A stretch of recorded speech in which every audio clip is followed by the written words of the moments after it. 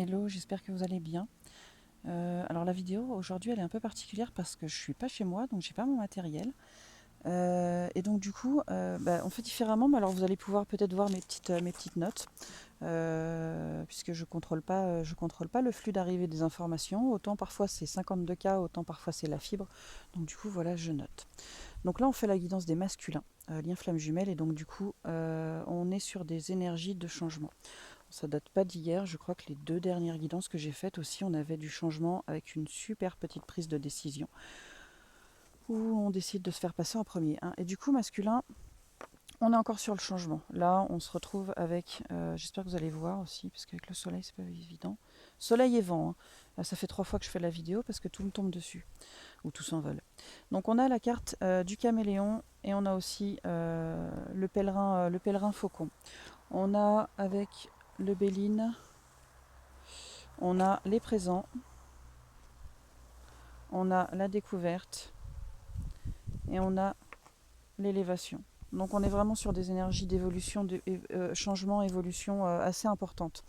Ce serait bien d'avoir aussi la confirmation de certains masculins. Si vous voulez participer, il n'y a pas de souci.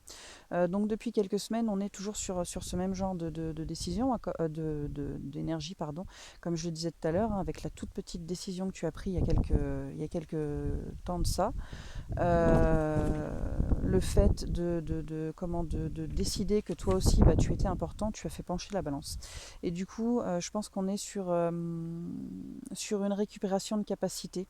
On découvre qu'on est capable de faire certaines choses dont, si ça se trouve, on soupçonnait absolument pas l'existence. C'est pour ça qu'on a finalement une dualité entre comment. Hop, je vais poser ça là.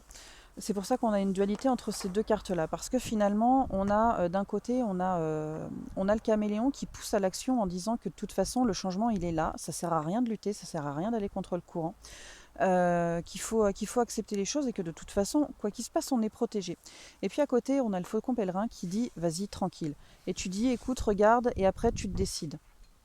Donc la dernière guidance, on était aussi dans des énergies un petit peu comme ça, où certaines choses peut-être étaient en train un petit peu d'émerger et que finalement tu avais peut-être aussi envie de partager.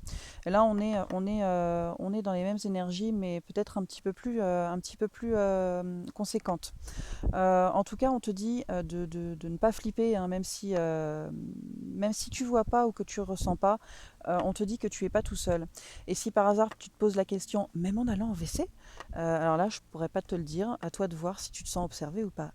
Hashtag psychose. Que ce soit quoi que ce soit, au WC ou pas, t'es soutenu. Ensuite, on a la mutation alchimique. Vous voyez, ouais, je sais pas. C'est pas évident là. Et donc du coup c'est bien ça, hein, on fait place en fait, tu fais place à ton âme pour qu'elle puisse s'incarner, et de ce fait tu déverrouilles certaines petites, ou même pas petites, hein, tu déverrouilles certaines aptitudes. On te dit que tu vas aussi attirer d'autres énergies à toi, on parle pas en négatif, hein. Alors par contre peut-être que physiquement tu peux ressentir des douleurs, des maux de tête, mais on te dit que c'est normal, c'est anodin. En gros, c'est un peu, alors pour ceux qui regardent, hein, c'est un peu comme l'archange Michael qui squatte Dean Winchester, hein, pour les fans de Supernatural. C'est imagé, mais je le vois comme ça, hein. Il y a plus de choses dans ton corps, il y a moins d'espace dans ton corps, et donc ton corps il a besoin de s'habituer. Alors ça va peut-être te paraître un petit peu étrange ce que je vais dire, mais tu peux remercier ton corps parce que, pour ce qu'il fait, parce que finalement tu lui, entre guillemets, hein, tu lui imposes ça, et finalement ça l'aiderait pour l'acceptation, hein. C'est comme toi, quand on t'impose quelque chose, t'as pas forcément envie, mais quand on te demande et qu'on te dit s'il te plaît merci, ça passe un peu plus crème. Voilà.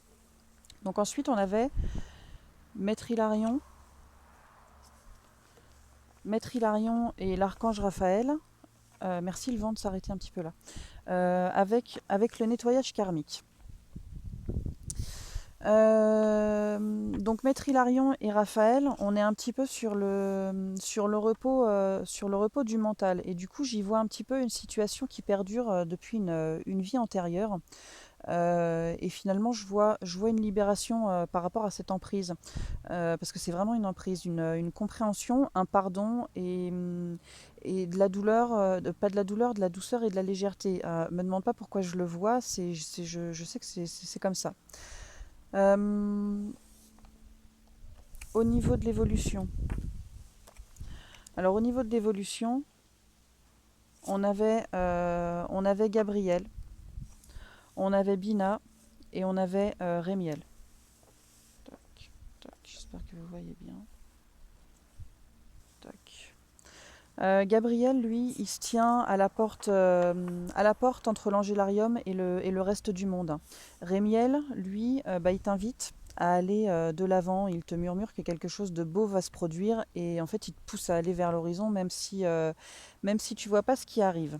Et Bina, lui, il éclaire le monde avec son rayon de lumière. En fait, il répand son rayon de lumière sur le monde et lui, il part en quête de son but. Et c'est pour ça que je dis qu'on est sur un avancement et on est sur un avancement qui est quand même assez important pour toi, masculin, à ce moment-là. J'entends le mot épopée et je vois encore ce livre.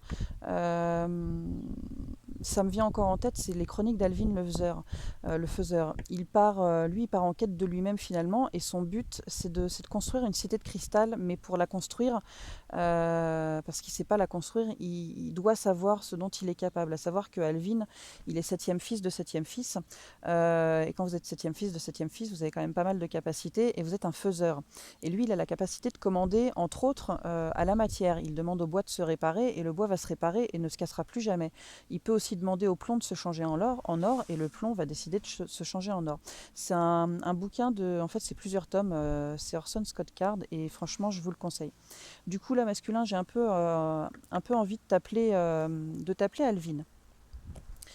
Avec le tarot du cosmos, on a la carte Sculptor. Et elle, pour moi, à l'heure actuelle, enfin à ce moment-là, elle te représente. Tu es l'artiste et tu es l'œuvre. Mais ton libre arbitre, je pense il va devoir intervenir. On a la carte de la mort inversée. On a la carte Ara et on a la carte Columba. Euh, et en fait, quand je vois ça et que je parle du libre arbitre, c'est parce que ça me parle de devoir choisir finalement entre l'ombre et la lumière. Alors Alvin, c'est un faiseur, il est donc dans la lumière, il crée. Mais Alvin, il a un frère qui s'appelle Calvin, qui est lui huitième fils et qui est jaloux d'Alvin parce que normalement Alvin à la naissance aurait dû mourir et un de ses frères s'est sacrifié finalement pour qu'il soit septième fils. Euh, Enfin, il s'est sacrifié pour je ne sais plus quelle raison, mais du coup fait Calvin est septième fils et du coup Calvin est huitième fils. Et donc du coup Calvin, bah, lui, il fait partie de l'ombre hein, puisqu'il est le défaiseur et il passe son temps à essayer de détruire ce que Alvin va vouloir créer. Et là, j'ai l'impression que le message, c'est un peu ça. On a Columba. Elle est où Columba? Columba, Columba, ici, en fait, elle représente la colombe de la paix, mais elle est inversée. Euh, Caléum inversé, ça parle d'un mouvement lourd en fait. On peut tout foirer. C'est-à-dire que toi, l'artiste, d'un faux mouvement, tu peux tout faire vaciller, tu peux foirer ton œuvre. Ara, Ara, en fait, elle représente un autel. C'est un espace sacré où les dieux grecs ont formé une alliance avant de partir en guerre contre Chronos et contre les titans. Mais là, inversé, finalement, ce serait sortir de cette alliance, ce serait sortir de ce lien. Même si, en l'occurrence, c'est pas possible, mais en choisissant finalement le côté sombre, tu vas te déconnecter de ton jumeau ou de ta jumelle. On a Idriss qui vient quand même nous rassurer. Parce que si tu es entre deux feux, entre l'ombre et la lumière, avec Idriss, tu vas faire la clarté sur tout ça. Idriss, c'est le symbole de la sagesse, de la stabilité et du focus. Et elle sait naviguer avec facilité dans les eaux qui sont changeantes. Et finalement, avec Lyra, que je te montre tout de suite, tu vas sans doute trouver finalement du plaisir à tout ce qui se présente à toi, toutes ces choses dont tu n'avais pas forcément conscience avant. Et oui, la licorne, elle est trop belle et c'est trop de la balle. Et maintenant que tu y crois, tu la vois et tu peux t'éclater avec ta licorne.